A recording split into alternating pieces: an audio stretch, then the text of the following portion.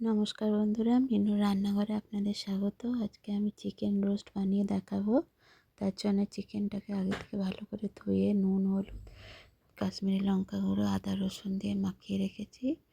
Chicken roast তৈরি করার জন্য একটা মশলা তৈরি করে নিতে হবে ভাজা। জিরে, ধনে, শুকনো লঙ্কা, গোলমরিচ, গরম মশলা, গোটা গরম মশলা ভেজে গুঁড়ো করে রাখতে হবে। তার সাথে আরেকটা মশলা তৈরি করে নিতে হবে, পেস্তা, কাজু, কাঠবাদাম সবকে একসাথে পেস্ট করে নিতে হবে। আর একটা আদা রসুন কাঁচা লঙ্কা দিয়ে একটা পেস্ট করে আলাদা করে রাখতে হবে। এবার চিকেনগুলোকে তেলে আলাদা করে ভেজে তুলে রাখতে হবে। এবার তেলের মধ্যে গোটা গরম মশলা দিয়ে এবার পেঁয়াজ, রসুন, আদা, ধনে পাতা, কাঁচা লঙ্কা বাটা দিয়ে কষিয়ে নিতে হবে।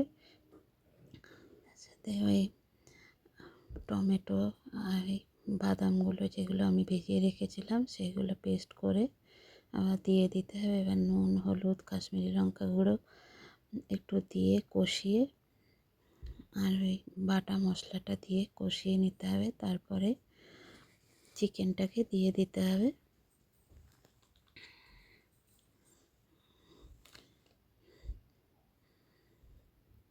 চিকেনটা দিয়ে কষিয়ে নিয়ে অল্প একটু জল, মিক্সি ধোয়া জল একটু দিয়ে ভালো করে ঢাকা দিয়ে সেদ্ধ করে নিতে হবে।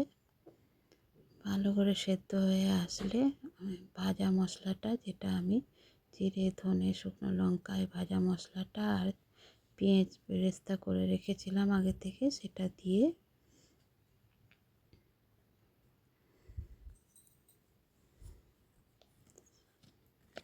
ভালো করে নাড়িয়ে চাড়িয়ে নামিয়ে নিতে হবে। কিছুটা ধনেপাতা দিয়ে নিতে হবে। বন্ধুরা, এই রান্নাটা যদি আপনাদের ভালো লেগে থাকে তাহলে আপনারা